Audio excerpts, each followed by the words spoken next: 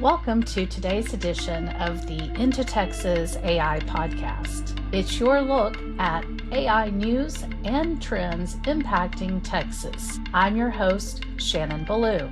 Let's get started. The Human First Clause. Are AI protections for workers next? Welcome to today's episode of the IntoTexas AI podcast. I'm Shannon Belew.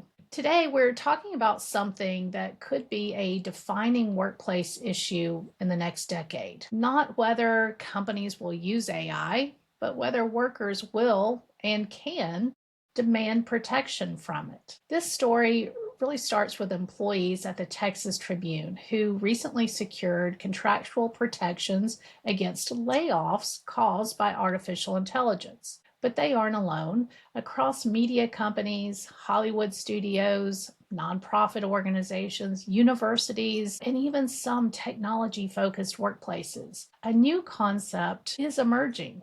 What was often referenced as technological change clauses to protect workers from new technology, well, could we start to see more of a human first clause? Today on IntoTexas AI, we're going to talk about why Texas may be at the center of a national AI labor debate and why workers are no longer waiting for layoffs before demanding those AI protections. We're also looking at the current reality of AI-related layoffs in the United States and why this issue really goes far beyond journalism, and whether or not AI clauses could eventually become as common as, well, healthcare benefits or severance agreements, because a future with AI is no longer only about technology. It may increasingly be about negotiations. The Texas Tribune story. So the spark for today's conversation really came from a recent report involving the Texas Tribune. Union journalists and employees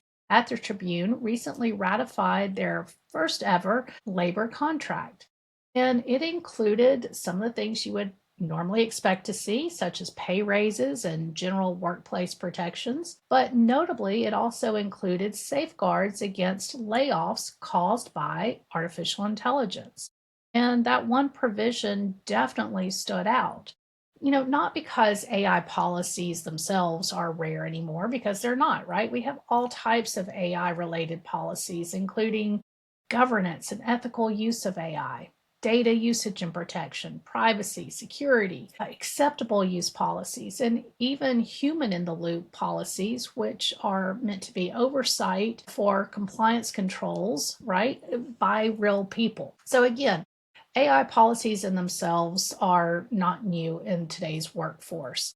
But explicit protections against AI-driven layoffs, well, that's still relatively uncommon, and especially here in Texas. This next part I could really play on loop because we talk about it, seems like all the time, but it's true. Right now, Texas is truly becoming one of the largest AI infrastructure hubs in the world. It's attracting billions of dollars in AI-related investment.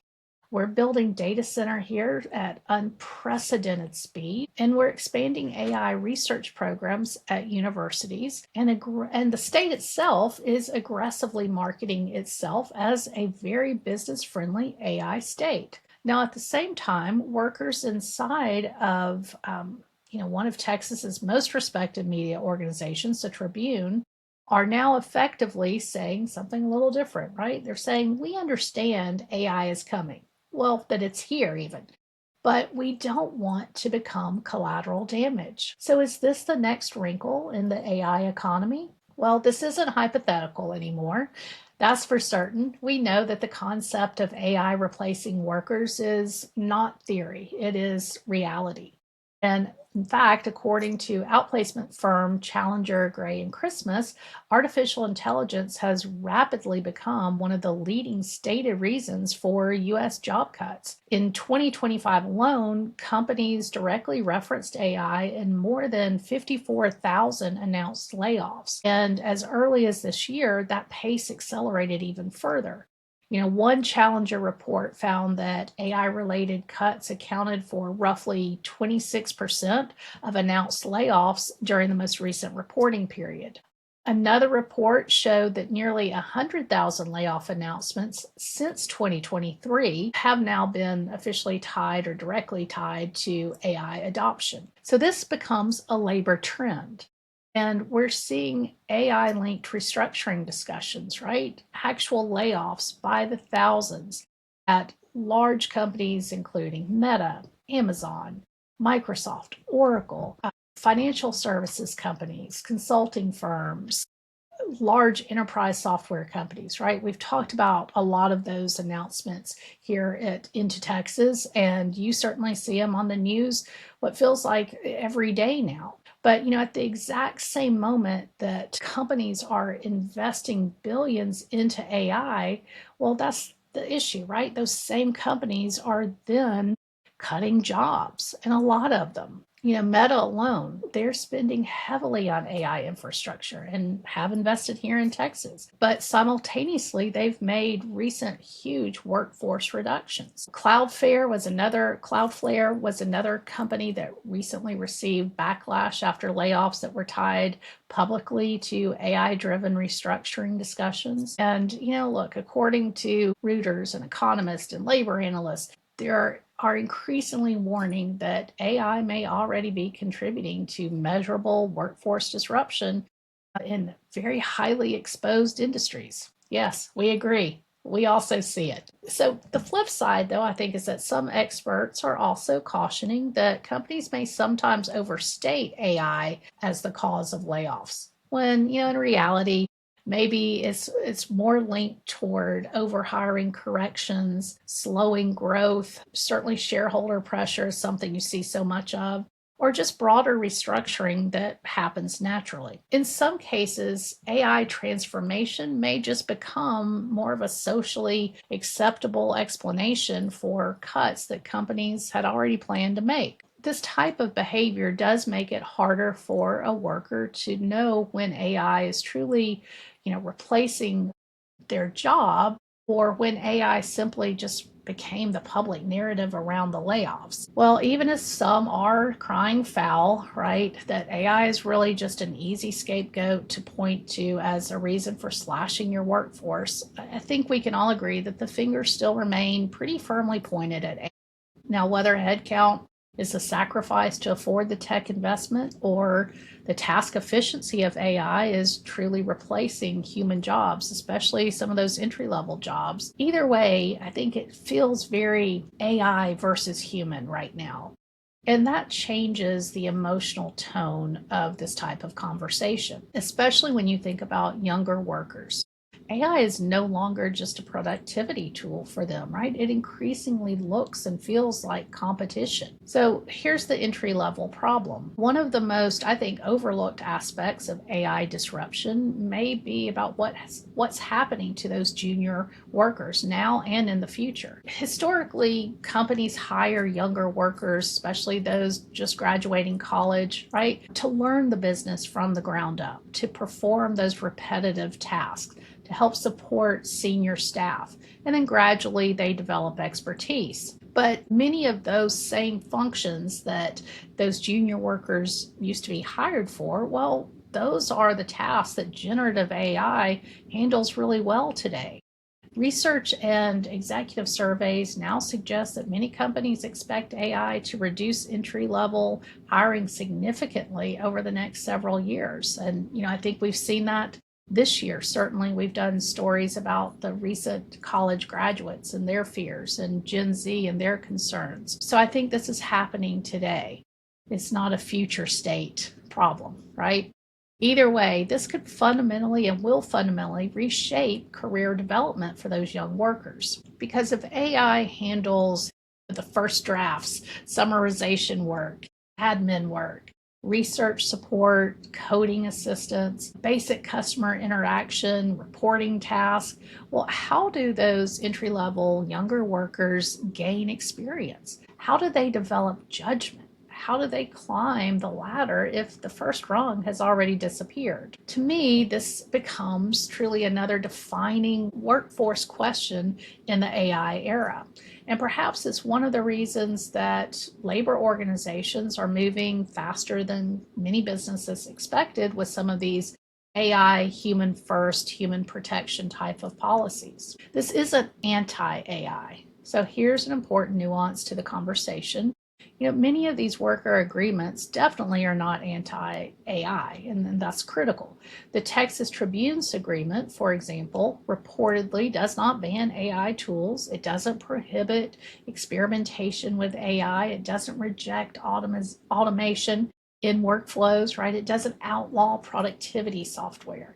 Instead, it's really seeking to establish guardrails, and that's the big difference. And I think we're seeing similar language emerge across the country, right? Workers are increasingly saying, yes, definitely, let's use AI if it helps productivity, it improves workflow, it assists research. Lots of good reasons to use it. But don't replace humans, and certainly don't replace humans without transparency or accountability. And I think AI discussions have tended to be framed in extremes. Either AI will save everything or AI will destroy everything. But the real world is more complicated. We know that. And most workers, I don't think, are rejecting AI holistically, right? They're rejecting the uncertainty of it. So journalism may be the first domino. Well, think about the fact that journalists are definitely exposed to generative AI. AI systems can already quickly research topics, summarize information, even complex large data sets. It can rewrite copy, generate headlines, transcribe interviews, draft articles, create social media posts, produce images, and increasingly generate video and audio, right? The list goes on. And you know this, right? You're using a lot of those same functionality in how you use AI probably in your day-to-day work. But you get the point, right? AI does directly touch so many of those core functions of modern media work, the work of journalists. And I think maybe that's why newsroom unions across the country are beginning to negotiate those protections now before more large scale displacement occurs. And the Texas Tribune is not alone in this, so certainly not the first to do it. Workers at organizations that include the New Republic, Politico, even unions tied to the New York Times, they've reportedly all pushed for stronger AI language in contracts. And some agreements have reportedly, again, prohibited layoffs tied directly to AI adoption during the contract term. Others have required disclosure when AI generated material is used, or some have even established mandatory human oversight. Others have focused on ownership rights and training data concerns. Underneath all of them, though, is, I think, the core question. If AI increases productivity dramatically, which is a good thing, who benefits from those gains? Is it only the company? Do the workers benefit? Can both benefit? Hollywood certainly started us on this conversation in some respects, right? If we think about how quickly these conversations and issues evolved, we probably do have to put that spotlight back on Hollywood. I think it was the Writers Guild of America and SAG-AFTRA strikes, right, that fundamentally changed this national conversation around AI and labor. Before that, I think mostly the conversations around AI were still discussed from a standpoint of innovation and productivity, and yes, disruption, but a lot of investment opportunity as well. And Hollywood started to reframe it as a labor issue. Writers demanded protections against studios using AI generated scripts, and actors demanded protections against digital replicas and synthetic performances. So suddenly, the public as a whole began asking a different question. If AI can imitate creative work, well, what happens to the humans who built those industries and created that work originally, right? These questions are far from being answered in Hollywood and elsewhere, but I think more importantly, the topic is now spreading beyond the entertainment industry. And Texas may become one of those places to watch it all unfold. You have a state that has been very vocal and action-oriented when it comes to AI. Texas is known to be pro-business, pro-growth. It's aggressively recruiting AI investment and rapidly expanding high-tech industries. But, Texas also has massive workforces that are vulnerable to AI transformation. We see this like with the Tribune, media, lots of retail, customer service roles, logistics, energy administration, healthcare admin, marketing across sectors, education, legal support, finance operations, right? I mean, the list can go on. So the gray area between AI adoption and worker rights is critical in Texas and beyond. But could AI human first clauses become standard? I think it's an interesting possibility. So what if AI protections eventually become normal? Think about modern employment expectations today. Workers can negotiate and often do negotiate health care benefits, paid time off, severance, parental leave, remote work flexibility, even non-compete agreements, and tuition reimbursement. So now imagine 5 years from now, well, gosh, maybe even just 2 years from now, could employees also start to negotiate for, let's say, AI transparency clauses or human oversight guarantees, maybe reskilling commitments? How about AI-related severance packages or even restrictions on AI-based monitoring? What about protection against algorithmic performance scoring? Mandatory disclosure if AI replaces certain roles. Again, so many of these things may sound futuristic today for some of you or all of you, but honestly, so did remote work policies before 2020, and that was just 6 years ago. Now you see those as very standard. So this Texas Tribune story may be an early preview of something much larger. Especially because back to those younger workers entering the workforce today, they're already assuming that AI is going to impact their careers or maybe take their careers. For them, this isn't science fiction, it's workplace reality. Another uncomfortable question. Let's talk about who gets to negotiate employment contracts today. So 2 years, 5 years from now, yes, maybe individually we're all doing this and it's standard. But today, and in the case of the Texas Tribune, it was the Texas Tribune Guild. Now, the Guild, which is essentially a union, was created following a layoff in 2023 where 10% of the publication's workforce was let go. Workers ended up rallying together and they formed this union, this guild.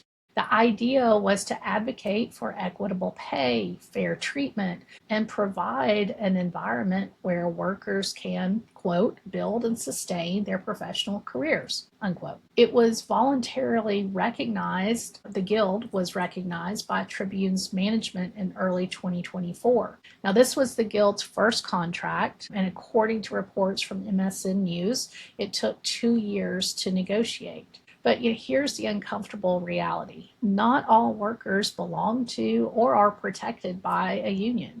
In fact, as of this year, only 16.5 million workers, which is roughly just over 11% of all wage and salary earners, are covered under a union contract. And this is according to 2026 data from the U.S. Bureau of Labor Statistics. Now, while this is recognized as an all-time high, it still leaves a large population of workers without negotiating power or employment contracts. Not to mention, Texas is also an at-will employment state, which essentially means employers can terminate, demote, or suspend employees at any time for any reason, or heck, for no reason at all, and without warning. Now, it is also a right to work state, which means you can't deny someone work just because they happen to belong to a union. Well, let me just say right now, I don't have a legal degree. I'm not an attorney, and so I don't want this to be a legal conversation. I'm going to leave that to all of the counselors out there. But what I'm ultimately trying to get at is that most workers are not protected by contracts. You definitely have executives, usually the C-suite, who have negotiated contracts upon hire, right? You've got consultants, contractors, typically all have independent contracts that can be negotiated. But again, it's really not a large part of the working population. So maybe that's why it's hard to imagine a non-union U.S. worker getting to negotiate a human-first work clause to protect against potential job loss, specifically from AI. Now, still, it's possible, and that's what we want to focus on. It's possible. I mean, if even the Pope is sounding a warning bell on human job loss from AI, well, you think someone might start to listen, but that's definitely another topic for another podcast episode. Honestly, look, this may become one of those defining business work debates of the next decade. And it's not going to be, will AI change work? That's already happening. Rather, it's how much protection should human workers have during this transition with AI, right? So, thinking again about the Texas Tribune story, it may seem small on the surface. It's one newsroom, less than 60 workers, one contract, good for the next 3 years, but it's one AI clause with the potential to impact a generation of workers. So maybe this is the next workplace shift. Maybe the idea spreads everywhere. Perhaps it's the early formation of an entirely new category of labor policy, AI protections for the human workers, or as some workers may eventually call them,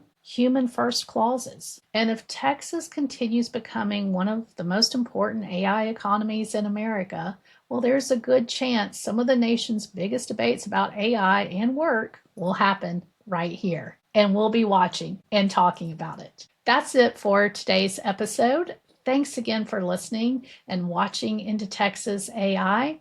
And just a quick note on our sources for data discussed in this episode. It came from Reuters, CBS News, Challenger Gray and Christmas, and additional labor marketing reporting. So if you've enjoyed this episode, please follow, share, and leave a review on your favorite podcast platform. I'm Shannon Belew. I'll see you next time.